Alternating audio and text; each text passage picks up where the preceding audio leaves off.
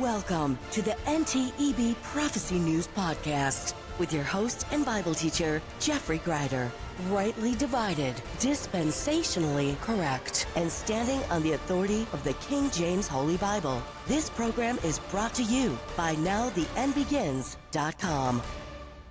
And good afternoon, everybody. Happy Monday, and welcome to this edition of the Prophecy News Podcast. Today, the deep state and mainstream media have spent billions of dollars to force the election of Kamala Harris. Will they succeed? For every 10 times that Kamala Harris is mentioned in the mainstream media, 8.5 of those mentions are glowingly positive. For every 10 times that Donald Trump is mentioned, 8.75 of those mentions are overwhelmingly negative. The media has become an arm of the deep state, and if Kamala wins, they will act with one hive mind to enforce and reinforce the dystopian policies of the Harris presidency. It will literally be 1984. Authoritarianism versus freedom. The Bible says in Proverbs 29, verse 2, "When the righteous are in authority, the people rejoice, but when the wicked beareth rule, the people mourn." We are only one day away from having a new president, and the choice has never been clearer. If Kamala Harris becomes president, it will be a 4-year-long feast of wickedness at the table of the devil, no hyperbole or exaggeration. Abortion will be as plentiful as chocolate bars in a vending machine. Transgenders will dominate women's sports. Israel will be abandoned. Gas will soar sky high. And every dystopian fever dream of Barack Obama and Big Mike will be realized. Washington, D.C. will formally become the Ministry of Propaganda and Enlightenment. In short, the light of liberty that America is known for will go out. If Donald Trump becomes president, he will be assassinated. The bullet to his right ear was the warning shot. The next one will hit its mark. I wish I had better news to report today, but I don't. This is where we are here on day 1694 of 15 days to flatten the curve. And that's the memo. Heavenly Father, we thank you, God, for a good Sunday service yesterday. We thank you, God, for a good Bible study last night talking about politics and the political process from your perspective, Lord. And today we have this podcast to talk about, and the future of America is not bright. It is not at a happy place. And we could possibly be looking at the end of America as we know it. And Lord, today we just want to start a program like this by praying for lost souls. Deborah Mack says, please pray for John and Brenda and Brother Mike, Zach Jeffson's mother, and uncle for salvation. Mia in Texas, please pray for my children, Kimberly, Danielle, and AJ to get saved. Rita in Colorado, please pray for my son, Dan. Dina, please pray for my son, Jordan Shapiro. Corinne, please pray for son-in-law, Zach. Rob, please pray for Chris and Patty. Soda Man, please pray for brother-in-law, Paul, to get saved. Stephanie and children, Blakely, Harper, and Addie. Christy Ireland, please pray for my sister Ashley, husband David, and their kids Gabriella, Stephen, and Samuel. Also my sister Chelsea and her fiance Kyle. JC, please pray for my daughter Carissa to get saved. People who need a healing today. Pastor James Knox is battling stage 4 prostate cancer. Rita in Colorado has been diagnosed with breast cancer and will undergo a double mastectomy on November 8th. Please pray for a healing and a good result from the surgery. And most of all, please pray for Rita's witness with the doctors and the nurses and the anesthesiologist and everybody during this process, that it would all be done for the glory of God. Julie's grandmother, Wilma, has lung cancer. Haiti Karina is having panic and anxiety attacks. Gail, please pray for Cindy about to undergo an operation for her vision.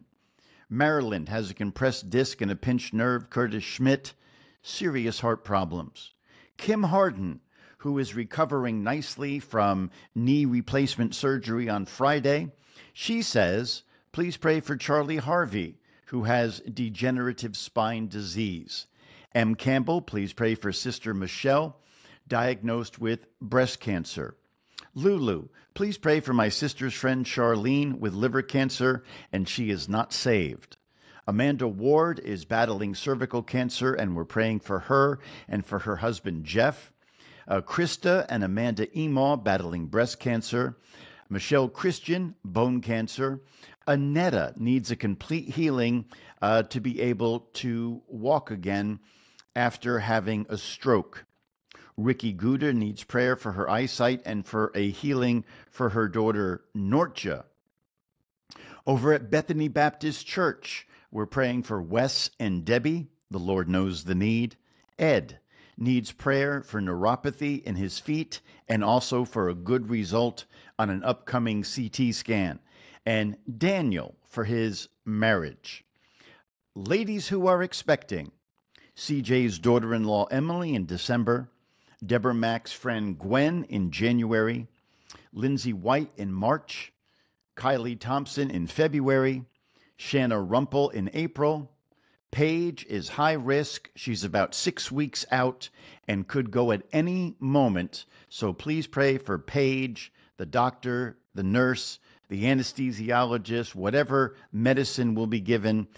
Please pray for Paige and her baby.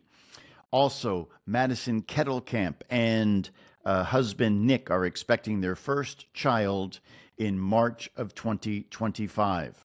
Mark Saxa would like prayer for his son Joseph to return to the Lord. Deborah Mack asking prayer for Devin Miller.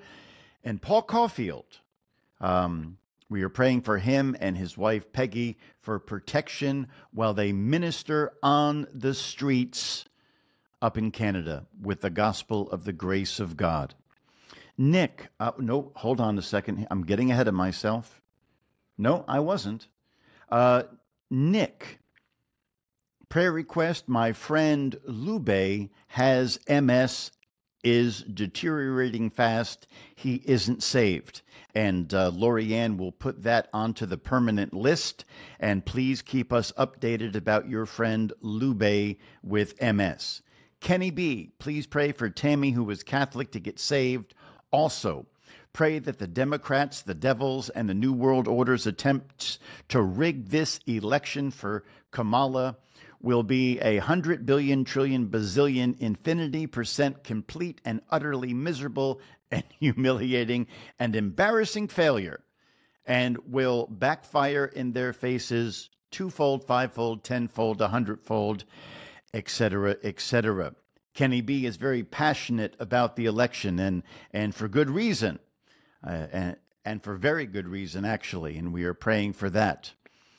Heavenly Father, for all of these prayers, and for, Heath, please keep me in your prayer if I don't start feeling better soon.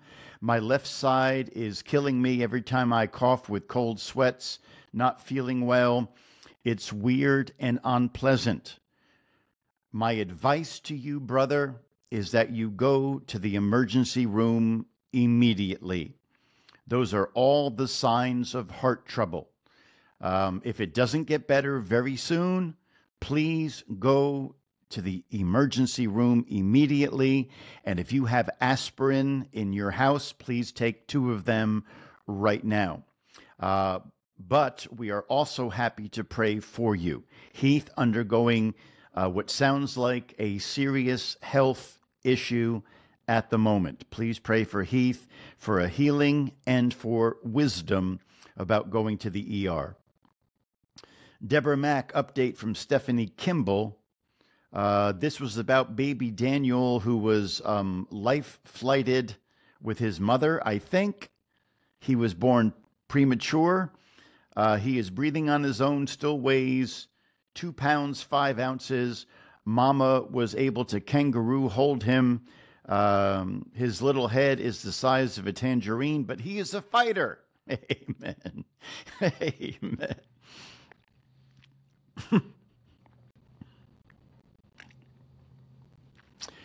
You got me on that one. Please pray for baby Daniel and for Mom and for Dad and everything that's going on there. Heavenly Father, for all these prayers, God, and for the unspoken prayers of our hearts, we thank you, we praise you, we ask you to work and move as only you can. God, if you don't do it, it's not going to get done. If you don't give it to us, we won't have it. And Lord, we stand at the precipice of unbelievable times. Today is day 1,694 of 15 days to flatten the curve, and unbelievably, things are about to heat up even further. So, Father God, please hear the prayers of our hearts and the words of our lips. We praise you, we thank you, we commit this time to you. Kenny B., please pray for Mark and Glenn, who have had heart troubles recently. They are both angry and fearful. So we are also lifting up Mark and Glenn with heart trouble. Heavenly Father, for all of these prayers and for the unspoken prayers of our hearts, we thank you, we praise you, we commit this time to you and ask for your blessing. Lead us and guide us by your Holy Spirit. In Jesus' name, amen. All right, before we get started today, first of all, we see Rapture Ready in the chat room. Marie Comfort. She listens all the time, but she has chat room trouble occasionally, and it's very, very good to see you, sister. So glad that you were able to log in today. And let's take a moment to wish Brian Kelly up at the King James Bible Baptist Church in New York City a very happy NTEB birthday.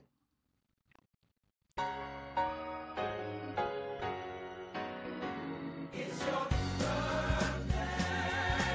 It's the day that you were born.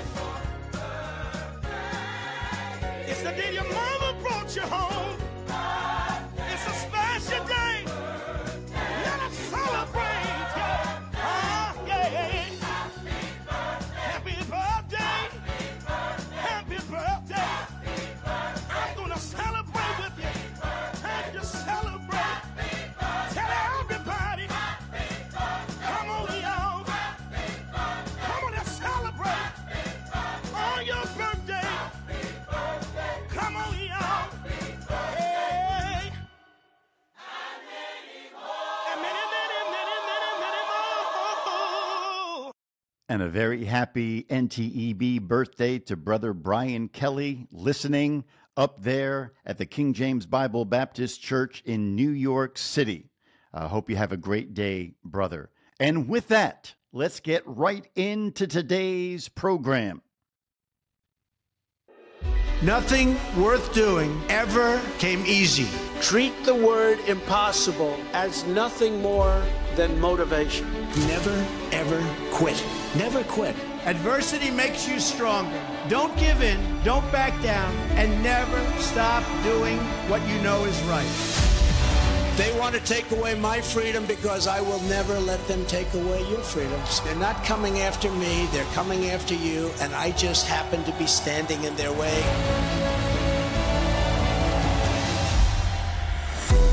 When they couldn't beat him, they tried to bankrupt him. President Trump is back in a New York City courtroom. When that didn't work, they tried to put him in federal prison. Raided by the FBI. When that didn't work, they even tried to kill him. He just tried to kill President Trump. Donald Trump still stands, ready to fight, ready to win, and ready to make America great again. This is Donald Trump's house, brother. This election, we all get to choose. I'm going to choose real American leadership and a real American badass. The 45th and soon to be 47th President Donald J. Trump.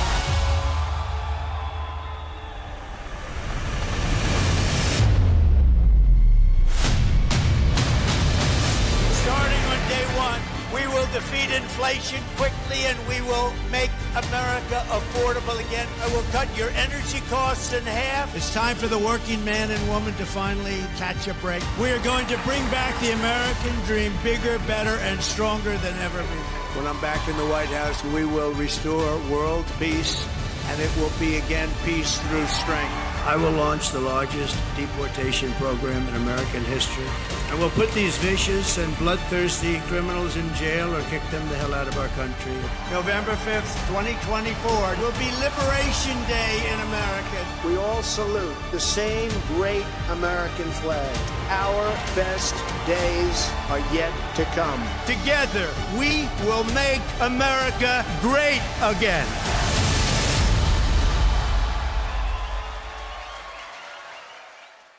Today, Now the End Begins officially endorses Donald J. Trump for President of the United States.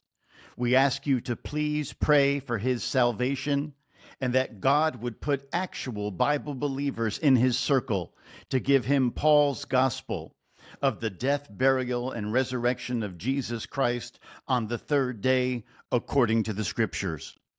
This is the very first time that this ministry, Now the End Begins, has officially endorsed a candidate for President of the United States.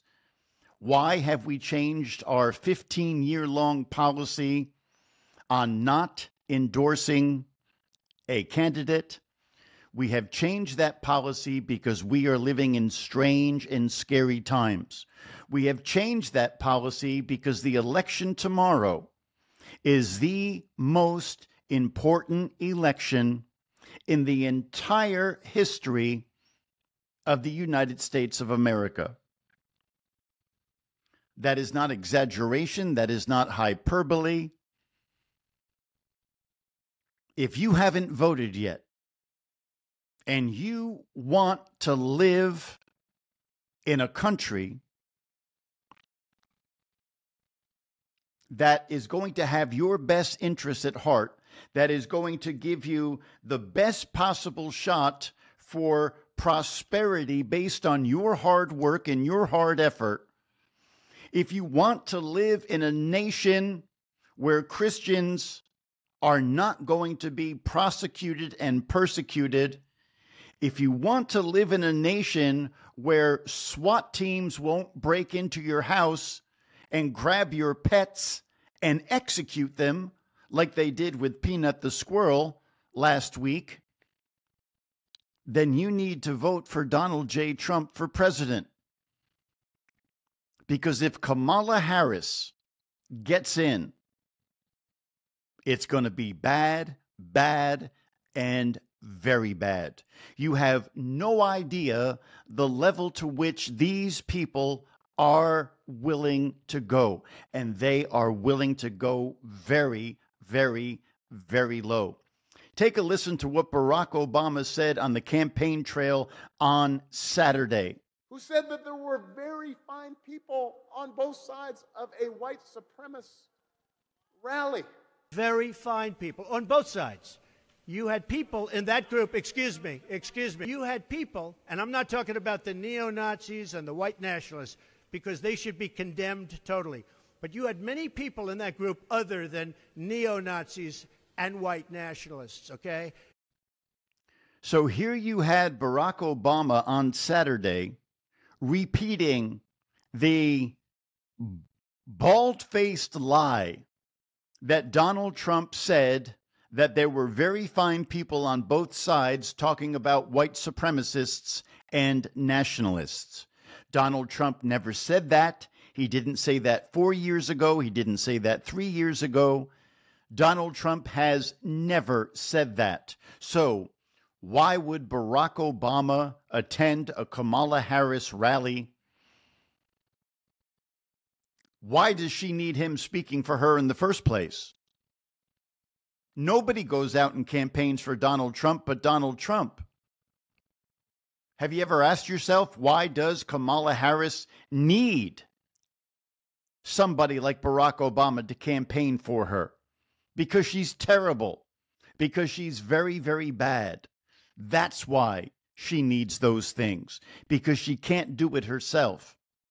And Barack Obama knows beyond the shadow of a doubt that Donald Trump never said that there is, quote, very fine people on both sides. He absolutely never said that. There is no depth to which these people will not sink in order to install Kamala Harris as the next president of the United States.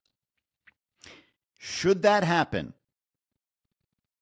you are going to see an America that only existed in your nightmares. It is going to be very bad. It is going to be very dystopian. And it is going to be precisely like the government that George Orwell warned about in his book, 1984. You know what we did last week here at the bookstore? We started carrying a beautiful 75th anniversary copy of George Orwell's 1984 in our Christian bookstore. It is the only book that we sell that does not have a Christian basis or platform behind it. George Orwell was an atheist. George Orwell was a humanist. George Orwell was a socialist. So why are we carrying George Orwell's 1984 at our King James only Bible-believing Baptist bookstore? Well, we are carrying that book because the things that George Orwell talks about are taking place in our day right now. Let me give you just a couple of quotes from 1984. And you can go to BibleBeliever.com. That's the website for the bookstore. You can go to BibleBeliever.com and pick yourself up a copy of George Orwell's 1984. It's a beautifully bound, beautiful cover, 75th anniversary copy of 1984. And let me give you just a couple of quotes from that book, and you tell me if we're not living in that time period. Now, I will tell you the answer to my question. It is this. The party seeks power entirely for its own sake. We are not interested in the good of others. We are interested solely in power, pure power. What pure power means, you will understand presently. Now, we're different from the oligarchies of the past in that we know what we're doing. All the others, even those who resembled ourselves, were cowards and hypocrites. The German Nazis and the Russian communists came very close to us in their methods, but they never had the courage to recognize their own motives. They pretended. Perhaps they even believed that they had seized power unwillingly and for a limited time, and that just around the corner there lay a paradise where human beings would be free and equal. We are not like that. We know that no one ever seizes power with the intention of relinquishing it. Power is not a means, it's an end. One does not establish a dictatorship in order to safeguard a revolution. No. One makes the revolution in order to establish the dictatorship. The object of persecution is persecution. The object of torture is torture. The object of power is power. Now you begin to understand me. That's what George Orwell wrote about in his book, 1984. Orwell was a man who lived in Eastern Europe during the time of Stalin, Hitler, and Mussolini. George Orwell watched the suffering of the millions of people who followed those three dictators in their respective countries. Did you know that while Adolf Hitler killed 6 million Jews, Stalin killed 20 million during the same time period? Did you know that? And Stalin was much worse than Adolf Hitler, but Stalin flew under the radar. Stalin was an evil, evil, evil, evil person, but Adolf Hitler was a type of Antichrist. A number of years ago, we wrote an article called The 7 Ways That Adolf Hitler is a Perfect Type of Antichrist. And he was. And this is why when we think about the most evil man that ever lived, Adolf Hitler wins that poll 10 out of 10 times. And it's not that there weren't worse people than Adolf Hitler. It's that Adolf Hitler was a type of the coming biblical Antichrist. And we are living in a day and age where this world is preparing itself to receive the biblical Antichrist. We are living in a day and age where the pre-tribulation rapture of the church is literally right around the corner. In our Sunday service yesterday at Bethany Baptist Church, I preached a message on the days are evil. The days are evil. And if you haven't listened to that sermon from our Sunday service yesterday, please take a moment. You can listen to it on Spreaker. You can watch it on YouTube. I'm actually surprised that it hasn't been taken down. But when you get a chance, go listen to my message from yesterday on we are living in evil days and evil times. The Bible says this in Ephesians chapter 5, verse 16. It is a charge, it is a warning, it is a prophecy from the Apostle Paul. See then that ye walk circumspectly, not as fools, but as wise, redeeming the time, because the days are evil. We are living in evil days. We are living in the last days of the church age. We are living in the last closing moments of a 2,000-year period that is soon and very soon going to be caught up into the clouds to be with the Lord Jesus Christ. Paul says that we are to comfort one another with these words. So as we get started with today's podcast on the dark and evil future that is in front of America at this very moment, allow me to comfort you with these words. 1 Thessalonians 4:13, but I would not have you to be ignorant, brethren, concerning them which are asleep, that ye sorrow not, even as others which have no hope. For if we believe that Jesus died and rose again, even so them also which sleep in Jesus will God bring with him. For this we say unto you by the word of the Lord, that we which are alive and remain unto the coming of the Lord shall not prevent them which are asleep. For the Lord himself shall descend from heaven with a shout, with the voice of the archangel, and with the trump of God, and the dead in Christ shall rise first. Then we which are alive and remain shall be caught up together with them in the clouds to meet the Lord in the air. And so shall we ever be with the Lord. Wherefore, comfort one another with these words.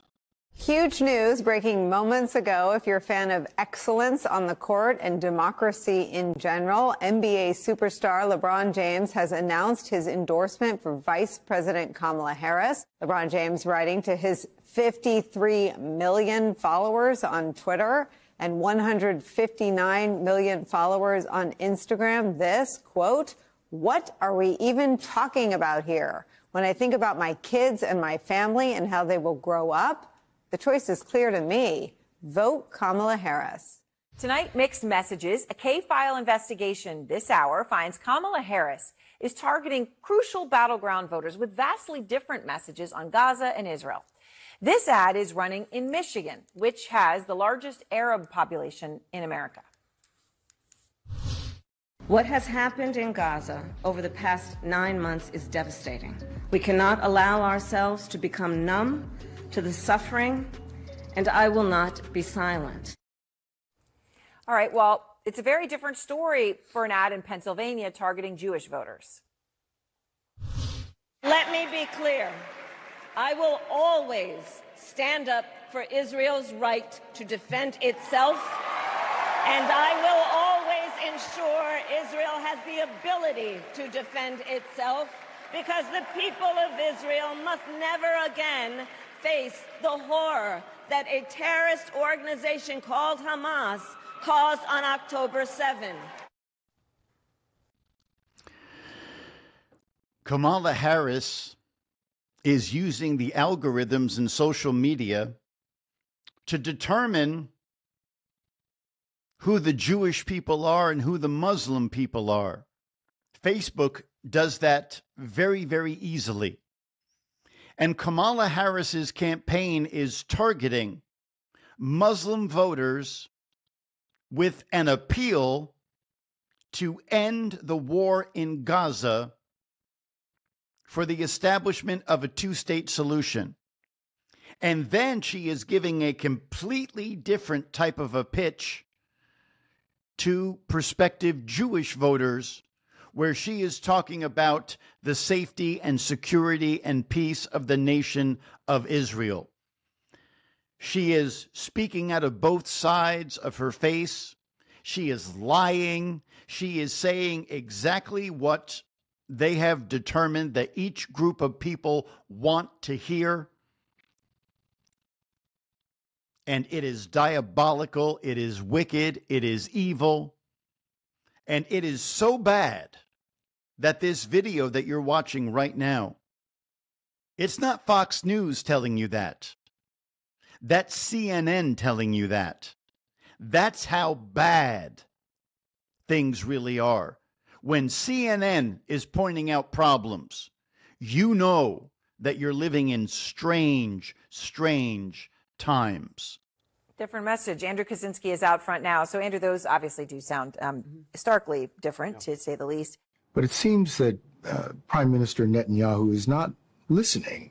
Well, Bill, the work that we have done has resulted in a number of movements in that region by Israel that were very much prompted by or a result of many things, including our advocacy for what needs to happen in the region. But it seems that Prime Minister Netanyahu is not listening. We are not going to stop pursuing what is necessary for the United States to be clear about where we stand on the need for this war to end. Tell me more about what you found. Yeah, that's right. And look, this really illustrates the sort of fine line that the Harris campaign is trying to walk here in the closing weeks, closing days of this campaign on the issue of Israel. Here you have two entirely different constituencies, and they are getting two entirely different messages. There are often times these constituencies have very opposing views on this. If you are a Jewish person in Pennsylvania, you saw that ad that you're getting. You are getting that ad that talks about how strong she is in Israel. If you're a Muslim voter in Michigan, you are getting that ad on Facebook that's talking about how she won't be silent on the issue of Gaza. Now, what's really interesting here is that ad that we just played, the one that's going to Jewish voters in Pennsylvania. Now, it sort of sounds like those two clips of her talking about Israel are together, but they actually cut part of it out. Take a listen to what they cut. What has happened in Gaza over the past 10 months is devastating. President Biden and I are working to end this war such that Israel is secure, the hostages are released, the suffering in Gaza ends. This is the part that was cut out of the pitch to the Muslim voters. So what CNN is telling you here, just in case you haven't figured it out, let me break it down for you. What CNN is showing you here is that in the video that is for the Muslims to watch, Every positive reference to the nation of Israel has been edited out.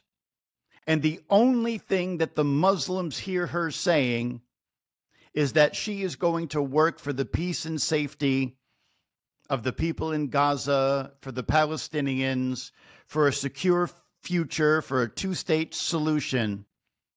They are not hearing what she's telling the Jewish people.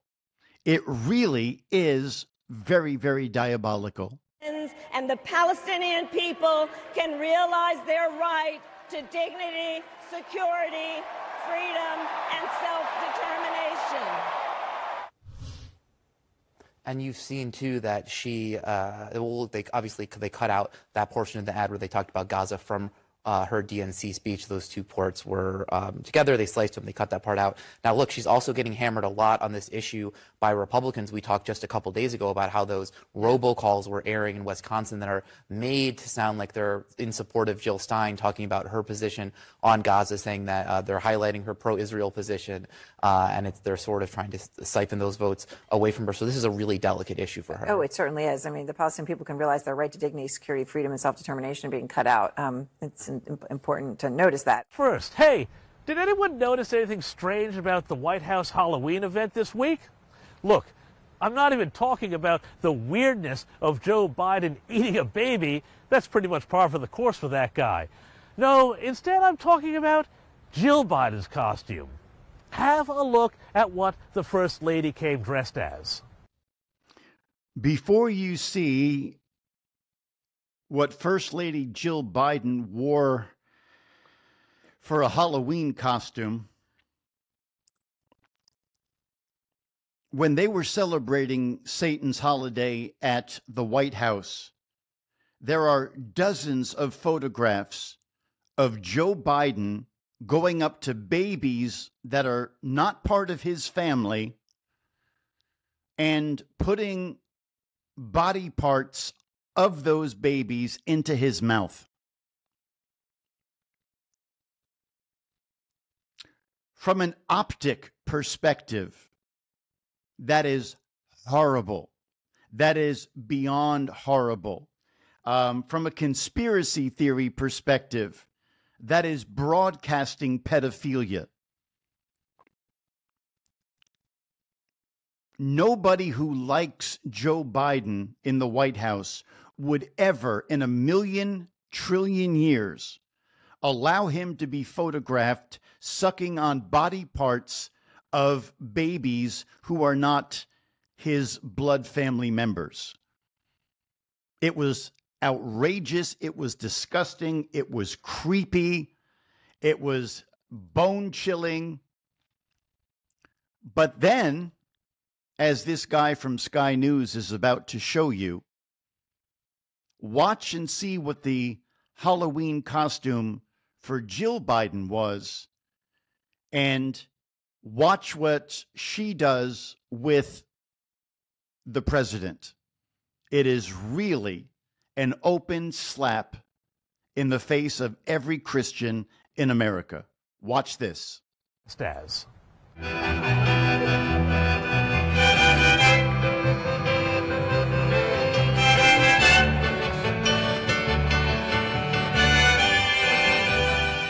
A panda bear. How interesting. What a very interesting choice, to say the least, especially because China... Pandas represent a lot of different things. They're very popular in Asian culture, absolutely. But when you have time, go to DuckDuckGo and Google panda eyes and Pizzagate, and you tell me what you see. You know how pandas have those big dark circles under their eyes? That is a dog whistle to people who traffic and abuse children. And if you think about the literally hundreds of different costumes that Jill Biden could have worn, and she wears one that is connected to pedophiles sex trafficking, child slavery, and Pizzagate. Who on earth would do something like that? Now, if you've been listening to this program for any length of time, you've heard us talk about something called predictive programming.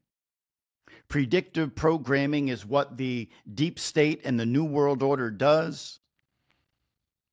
They tell you what they're doing before they do it. They do things in secret, and then they broadcast hints and clues to see how smart that you are, to see if you can pick it up. Jill Biden as a panda bear, holding hands with Joe Biden as he is sucking on the body parts of little babies. Doesn't that sound like conspiracy theory? Doesn't that sound like some sort of dystopian horror movie? No, it was just Halloween at the White House. The Communist People's Republic of China claims ownership of every single panda in the world. Call me crazy, but there's some pretty interesting symbolism happening right there. I want to tell you the best news, or the good news, for each of the candidates, because in a 50-50 race, I don't want anyone to be surprised when a particular result happens. We're not going to play the Sook's game of the Hillary Clinton world. I want you to know what is happening. So let's start with Donald Trump. He has been doing rallies every couple of hours. He has been moving from state to state to state. The energy this guy has is phenomenal to see. And don't forget the stakes for him. He will be president of the United States potentially by the end of the week, or he's on a path to going to prison. He does not look like a guy who is playing that sort of bet at a casino. Instead, he looks like a man who thinks he's playing with the bank's money when it comes to votes, and he thinks he's on his way back to 1600 Pennsylvania Avenue in Washington, D.C. But the best news for him today was a story you probably haven't heard about, and it was a story that comes from Minnesota. Now, as you know, we're keeping particular focus on the blue wall states. Now, the blue wall states are always Pennsylvania, Michigan, Wisconsin, but just next to that is Minnesota. Both Minnesota and the other states have got significant Islamic populations. And the best news for Trump was that yesterday Islamic leaders came out and said, fight, fight, fight. They're all in on Trump. Some of the key issues of the community are the global wars, and we're for peace. Economic issues, family values and education are some of the critical issues that this community cares. On top of that, this community cares about the economic issues and the inflation. With all these and a number of other issues, the community came together and fully is standing behind President Donald J. Trump. Yes.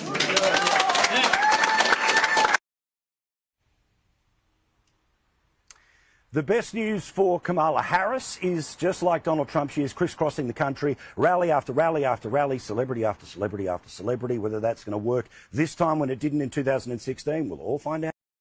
And that's another thing.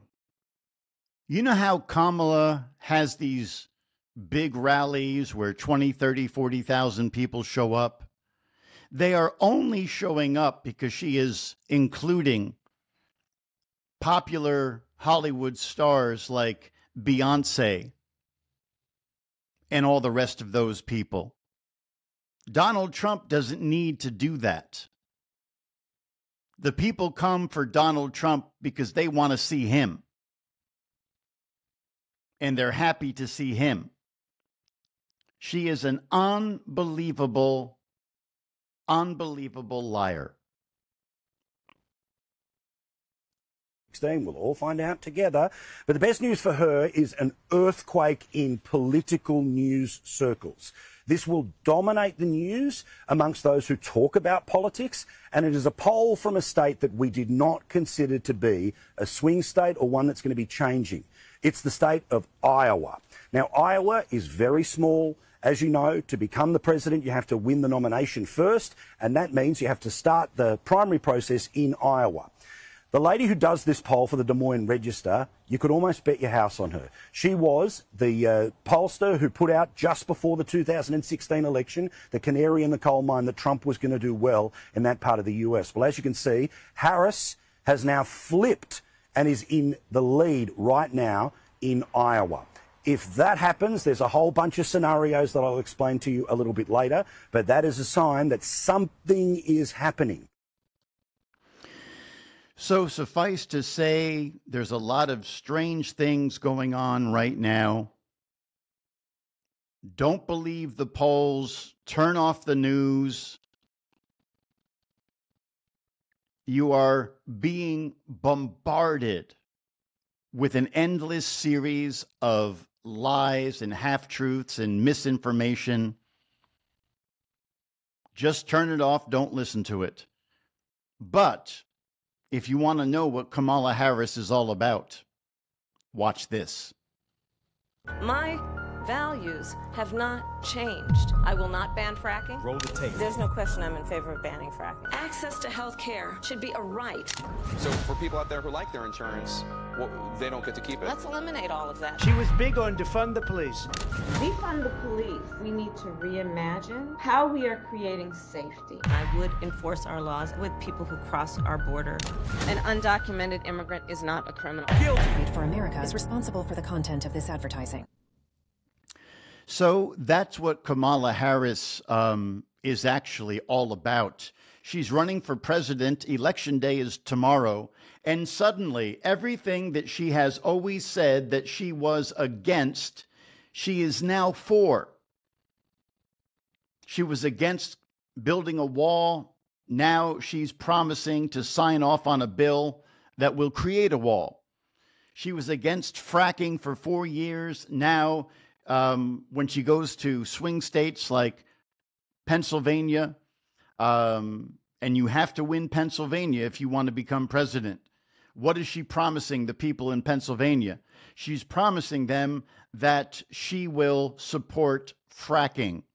Do you remember what Joe Biden did on day one of the Biden-Harris administration?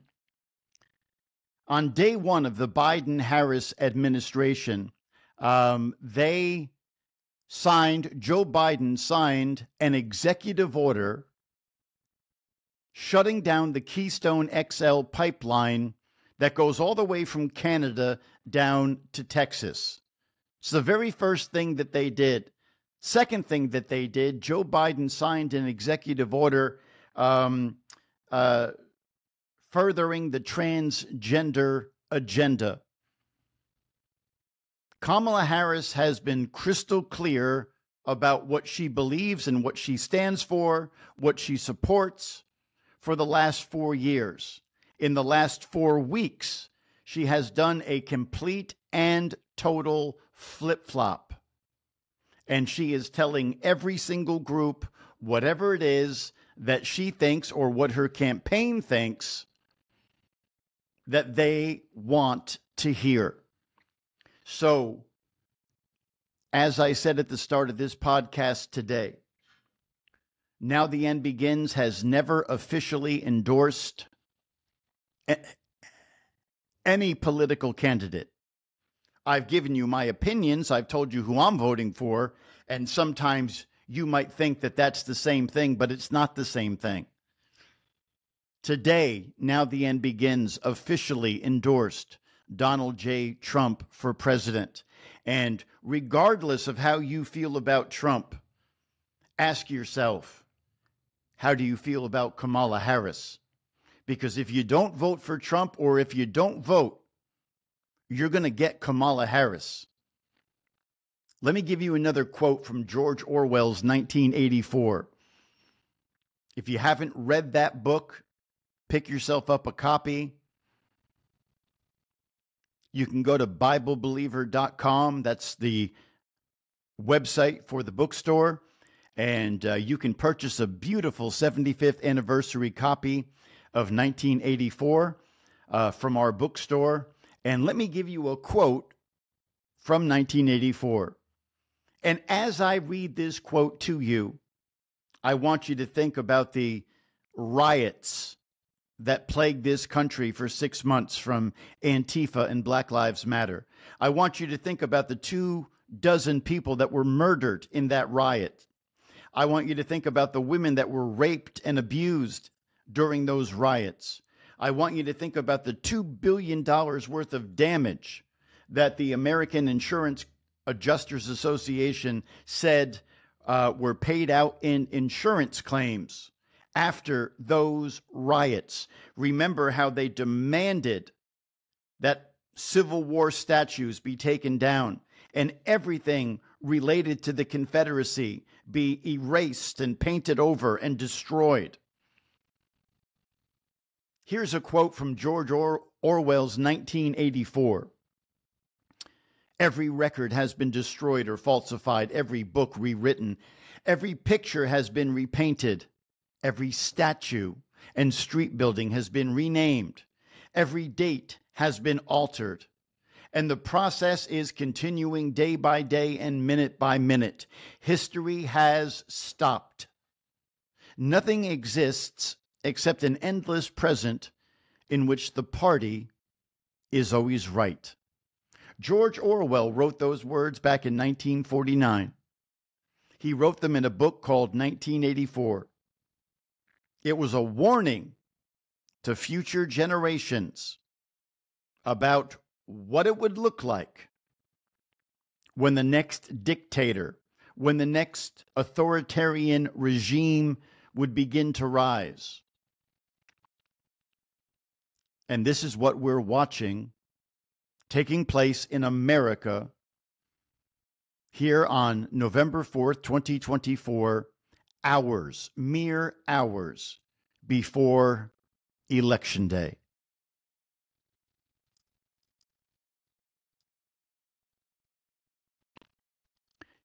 Take a listen to this. Bill Gates has been very active. He's not quitting. And what you're about to hear now is a perfect complement to everything that we've been telling you about the dystopian future that is yawning in front of the United States of America. Bill Gates and a new religion. All right, last question. Can you leave us with a final thought about what is possible to achieve if everything breaks our way in the next 15 years, and what's the first step to get there? The potential positive path is so good that it will force us to rethink how should we use our time. You know, you can almost call it a new religion or a new philosophy of, okay, how do we stay connected with each other, not addicted to these things that will make video games look like nothing in terms of the attractiveness of spending time on them. Bill Gates talking about artificial intelligence, calling for a new religion to rise up. You know what the Bible says in Revelation chapter 9? Lori and I were reading this morning in our morning Bible studies. Revelation chapter 9, verse 20. And the rest of the men which were not killed by these plagues, yet repented not of the works of their hands, that they should worship devils and idols of gold and silver and brass and stone and of wood, which can neither see nor hear nor walk, neither repented they of their murders, nor of their sorceries, nor of their fornication, nor of their thefts. We're living in a day and age where a new religion is absolutely on the horizon. It is going to be powered by artificial intelligence, which is nothing short of demonic technology. It offers so many amazing benefits, and it will, I believe, deliver on those benefits. But those benefits are just bait. It's a trap. So it's fascinating that the issues of, disease and enough food, of climate, if things go well, those will largely become solved problems. And, so the next generation does get to say, okay, given that some things that were massively in shortage are now not, how do we take advantage of that? Do we ban AI being used in certain endeavors so that humans get some, like you don't want robots playing baseball, probably, Sure. because they'll be too good. Somebody should send Bill Gates these words from James chapter 5, verse 1. Go to now, ye rich men, weep and howl for your miseries that shall come upon you. Your riches are corrupted, and your garments are moth-eaten. Your gold and silver is cankered, and the rust of them shall be a witness against you, and shall eat your flesh as it were fire. Ye have heaped treasure together for the last days. Good. So we'll keep them off the field. Okay, how broadly would you go with that?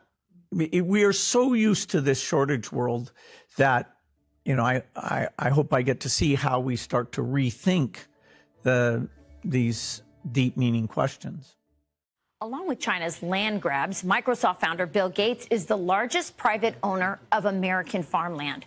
Gates alone holds over 275,000 acres across 19 states. And I mean, you can definitely see the benefits of AI, but I think all of us kind of have a fear of it as well. So it was interesting because some of the experts in the episode said, we don't even know how it figures out what it does sometimes, which is kind of scary. So do you think companies that are creating these technologies are doing enough to safeguard it for us?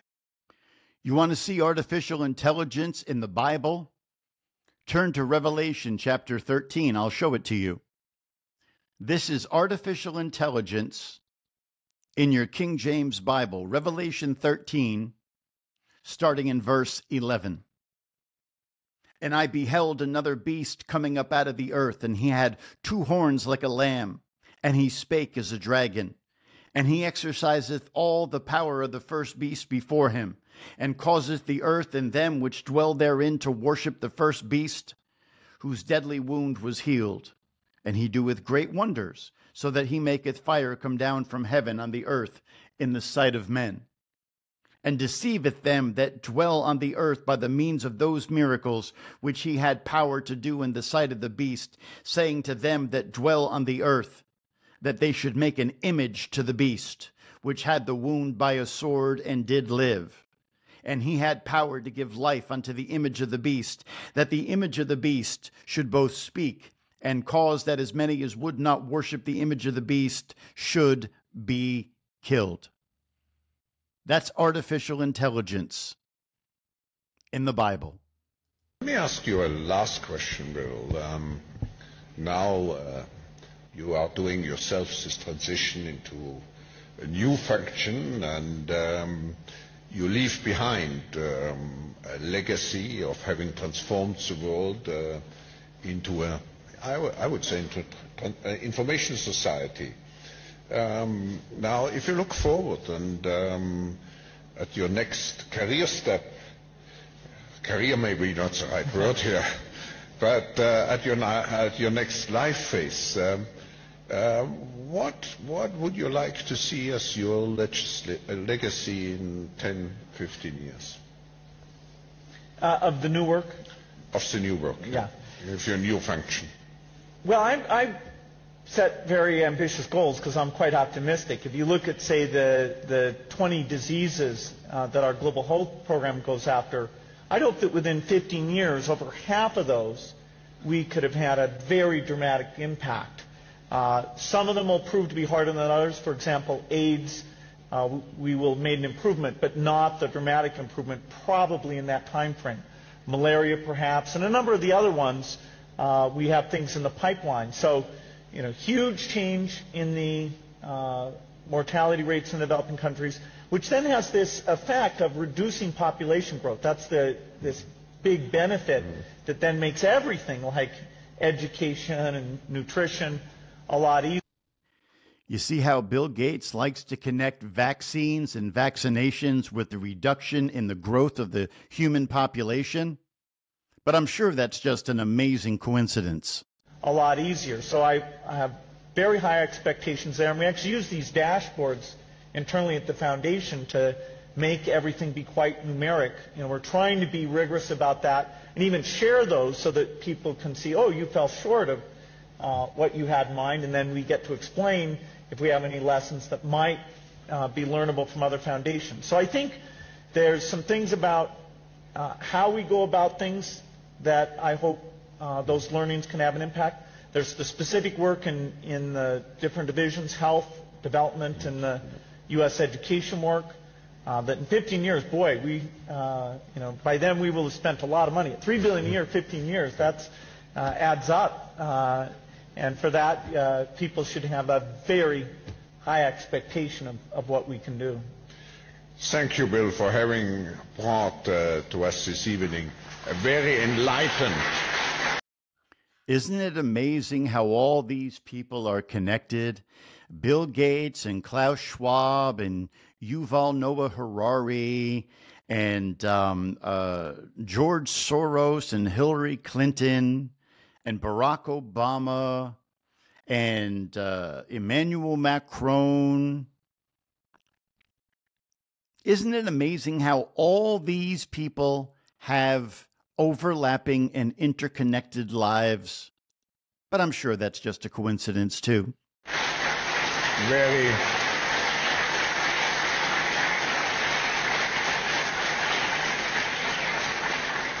A very enlightened view of capitalism.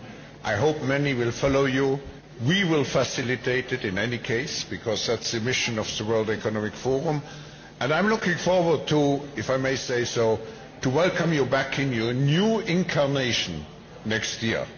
Thank you. And I also thought it was interesting. He talked about losing jobs. When Klaus Schwab talks about the new incarnation of Bill Gates, he's talking about his switch from software manufacturer to epidemiologist. That's what Klaus Schwab meant when he says we welcome you and support you in this new phase of your life. Here's another quote from George Orwell's 1984. The object of terrorism is terrorism. The object of oppression is oppression. The object of torture is torture. The object of murder is murder, and the object of power is power.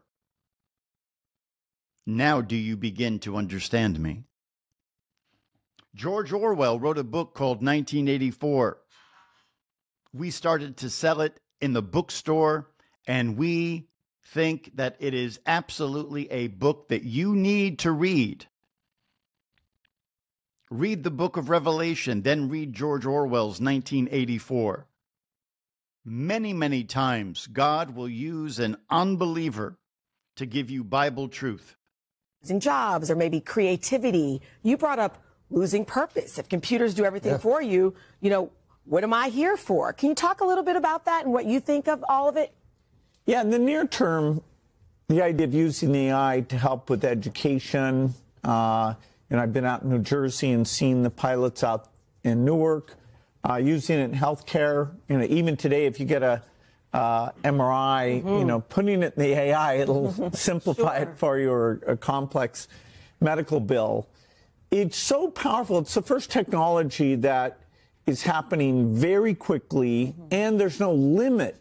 When we had tractors, it was okay, farmers can do other things. Here, we're talking about almost every kind of job, which should mean more leisure time, but then it's going to create almost a, wow, what do we do with all that time type problem.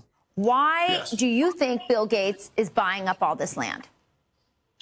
Well, one is greed, and it's running America's family farm is off family land. Basically, we can't buy the land once Bill Gates moves into the area.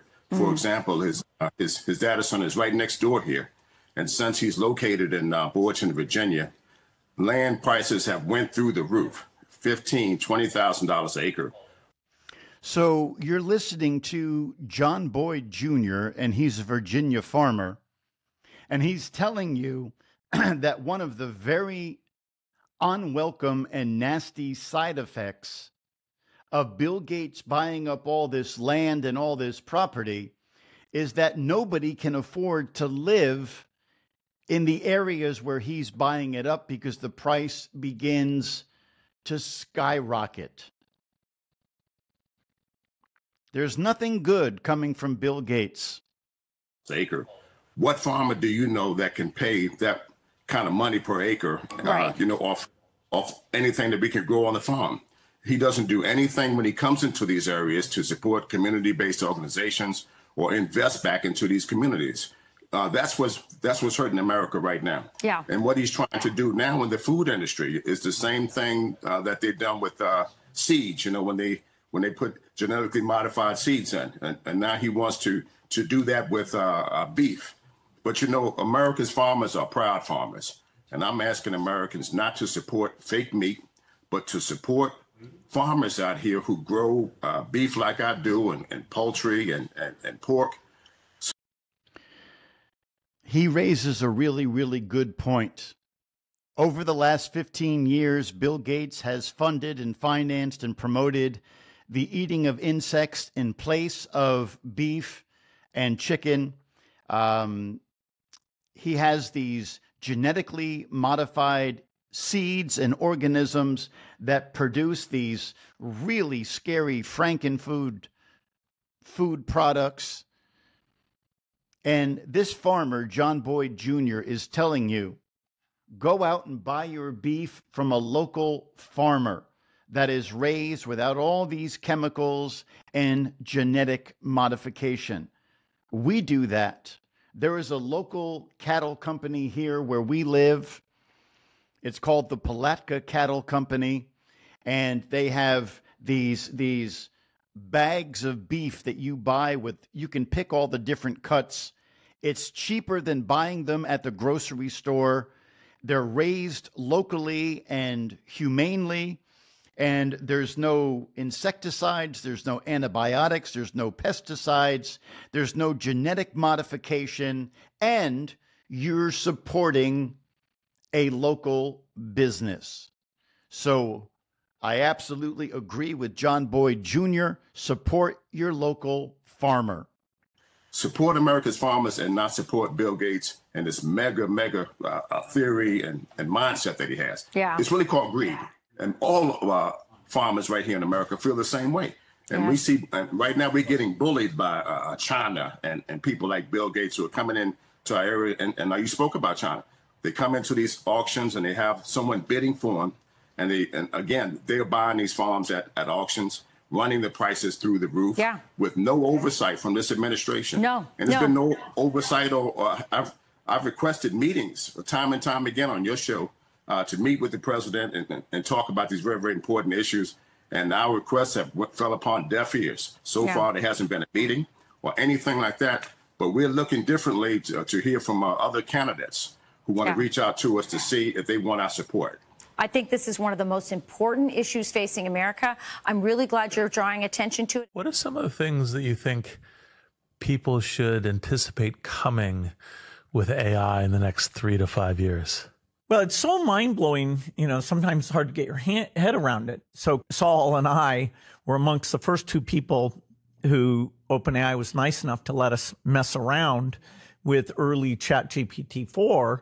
And a lot of the cool things, like having it write songs and poems. Actually, Saul taught me that stuff. I was like, I wouldn't have known to ask. It can write like Shakespeare? Wow.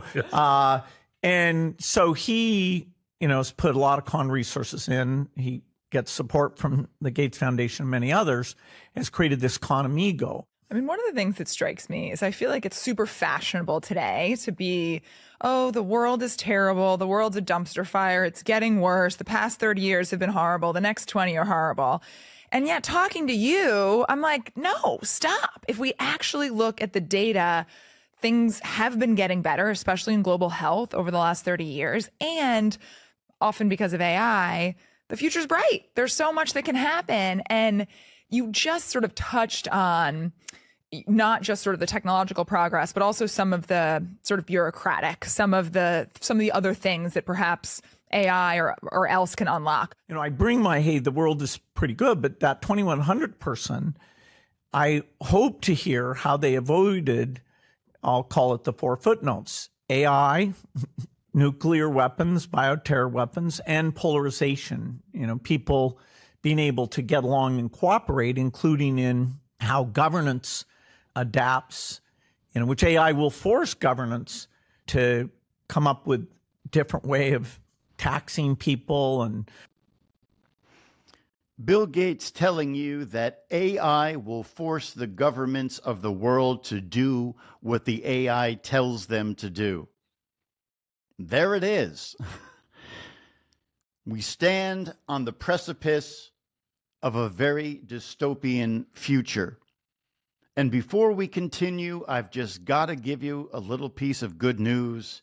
Believe me, you may feel overwhelmed listening to all this and watching these clips and hearing about all this crazy stuff that's going on.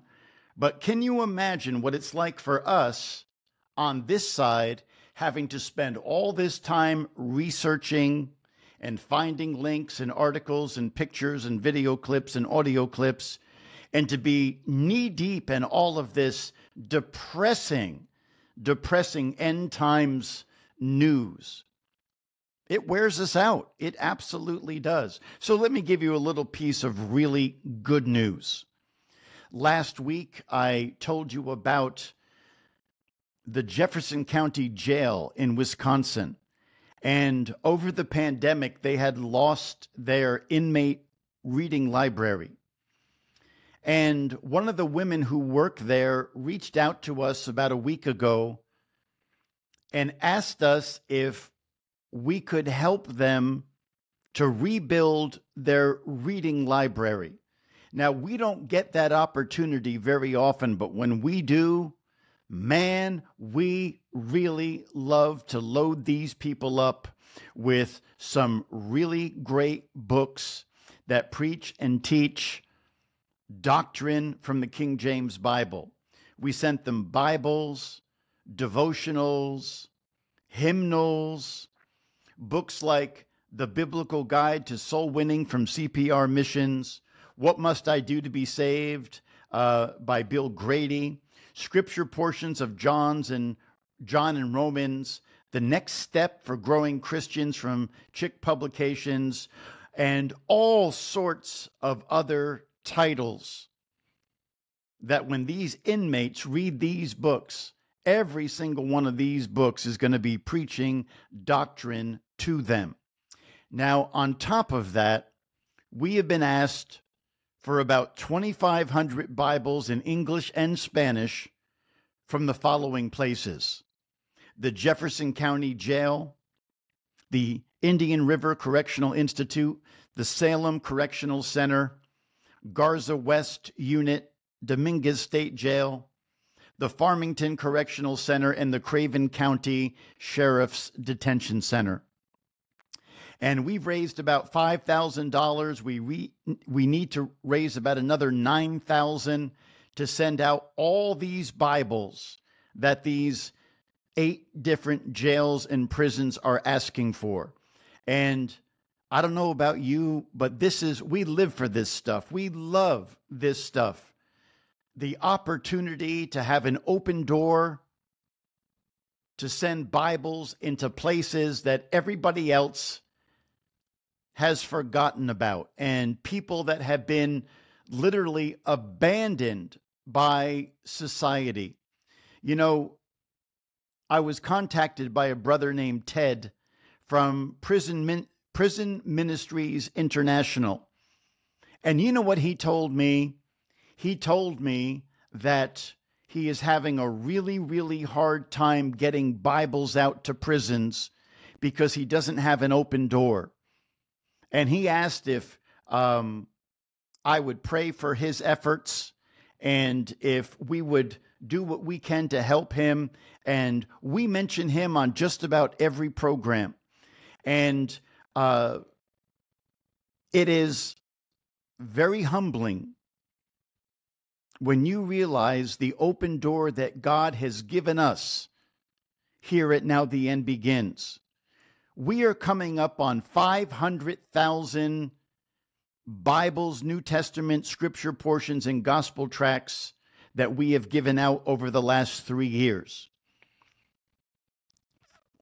Sometime in the first quarter of 2025, Lord willing, we are going to hit 500,000 pieces of gospel literature that we have sent out through this ministry. And it's all because of your prayers and financial support of what we're doing. If you'd like to help us to continue to do this, if God has prospered you and you would like to help us to send out these 2,500 Bibles to these 8 different jails, please take a moment and go to BiblesBehindBars.com and click on the donate link and be as generous as you possibly can be. We need your help. We need your prayers, and we need your financial support. Thank you, as always, very, very much. And with that, let's go to the Middle East and get an update. Iran has been threatening, and these threats have been ratcheting up over the last 72 hours. Israel last week retaliated for a ballistic missile strike from Tehran on Israel. Israel responded last week, and now Iran says that they are going to step up their game and they are going to use much stronger bombs. Take a listen to what's happening in the Middle East right now. Iran is threatening a strong and complex attack on Israel and the United States with more powerful weapons and warheads. The U.S. and both the U.S. and Israel are preparing for this potential strike. Chris Mitchell reports from Jerusalem.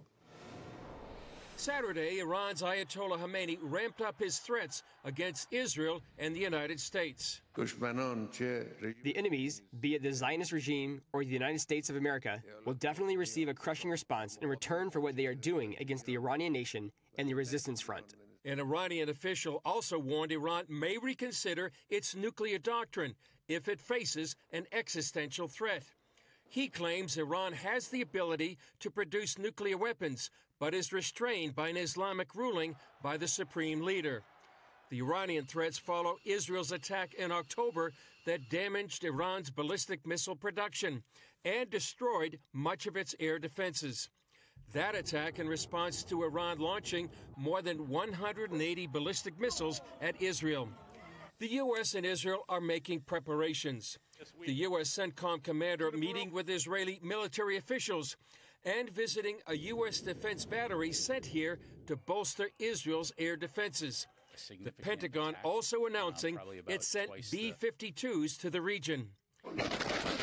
And on the border with Lebanon, Israeli Prime Minister Benjamin Netanyahu laid out the goals for its war with Hezbollah. With or without an agreement, the key to restoring the calm and security in the north, the key to returning our residents in the north safely to their homes is, first of all, to push Hezbollah beyond the Litani. In Gaza, Israel's latest intelligence assessments suggest 51 of the 101 hostages held in Gaza are still alive. Intelligence also suggests Hamas has murdered at least 27 hostages in captivity. Chris Mitchell, CBN News, Jerusalem. We may wake up the day after the election and be looking at, are we in a war? We need to take Iran seriously with these threats, and they're including us in the attack. They're saying we want to attack the United States of America. Let's believe them when they say that. Our military is pre-positioning assets, but we need to wonder, has Iran pre-positioned terrorists right in our own country, and will they rise up to strike based on orders coming out of Tehran? If there's ever a time to pray for our country, it's right now. The threats are truly around the globe, whether it's China threatening Taiwan, the war in Ukraine, the war in the Middle East, our divisions right here at home. Please, let's ask heaven to intercede, because in the natural, all of these things seem impossible, and all of them seem to be unsolvable problems. But there is a King of Kings who can solve anything. And he's absolutely correct. There is a King of Kings that can solve anything. But the thing that you have to factor into the equation that he didn't talk about, turn to Luke chapter 21. Turn to the Gospel of Luke chapter 21, and I'll show you what he neglected to tell you about.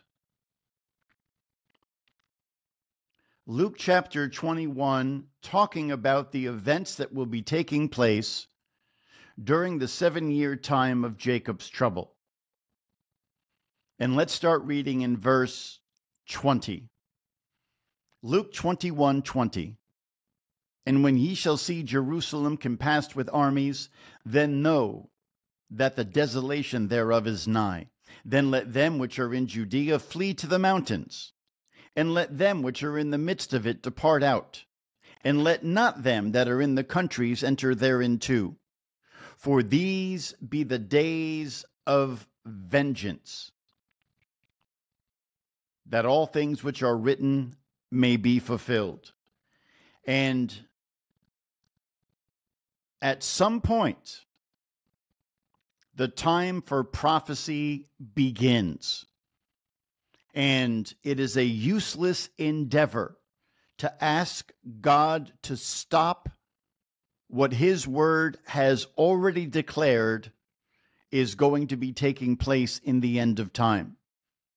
Don't bother praying for that, because it's not going to do any good at all. But what you can pray for is you can pray that during that time period, and even during our time period right now, that God will give you an opportunity to get the gospel out, to reach lost people that they might be saved and get a seat on Flight 777. In a time of tremendous chaos, it is also an opportunity to see lost people get saved and saved people get on fire for God. This is why God has given us this open door of Bibles Behind Bars and the free Bible program. We are getting his word out to places that in some cases we're the only ones doing it. And God is blessing it. And hundreds of people over the last 3 years, over 430 people that we've heard about, have received the Bibles and literature that we've sent out, all of us together through Bibles Behind Bars. And over 430 people have gotten saved. This is what you can do and what you should do during this time period, regardless of who wins tomorrow. Look, if Kamala wins, we've already shown you what type of country that we're going to get.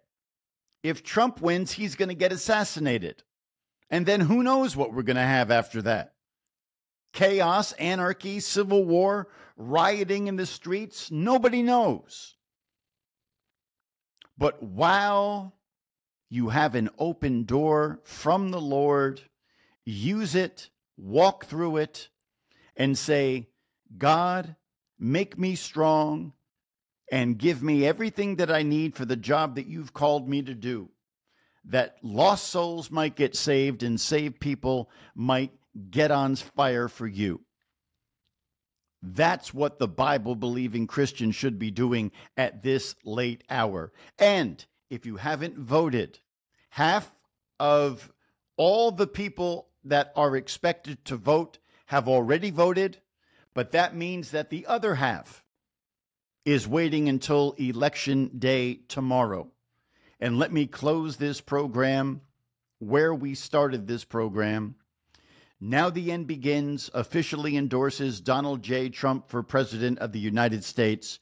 Please pray for his salvation and that God would put actual Bible believers in his circle to give him Paul's gospel of the death, burial, and resurrection of Jesus Christ on the third day, according to the scriptures. And with that, we've run out of time for today. I thank you so much, as always, for being a part of the NTEB global family of Bible believers across America and around the world. Lord willing, we'll see you back here tomorrow night, 7 p.m., for another NTEB Rightly Dividing King James Bible study. And whatever you do, go out and vote. Have a great day, everybody. Nothing worth doing ever came easy. Treat the word impossible as nothing more than motivation. Never, ever quit. Never quit. Adversity makes you stronger. Don't give in, don't back down, and never stop doing what you know is right. They want to take away my freedom because I will never let them take away your freedoms. They're not coming after me, they're coming after you, and I just happen to be standing in their way.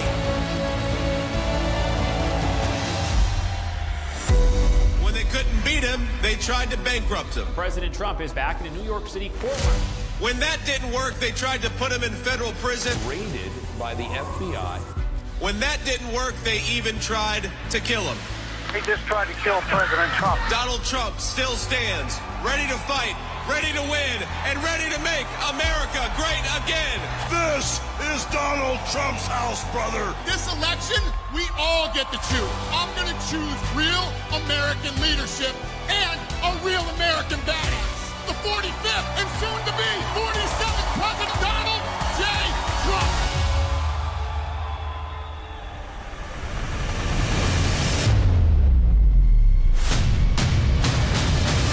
Starting on day one, we will defeat inflation quickly and we will make America affordable again. I will cut your energy costs in half. It's time for the working man and woman to finally catch a break. We are going to bring back the American dream, bigger, better, and stronger than ever before. When I'm back in the White House, we will restore world peace, and it will be again peace through strength. I will launch the largest deportation program in American history. And we'll put these vicious and bloodthirsty criminals in jail or kick them the hell out of our country. November 5th, 2024 will be Liberation Day in America. We all salute the same great American flag. Our best days are yet to come. Together, we will make America great again.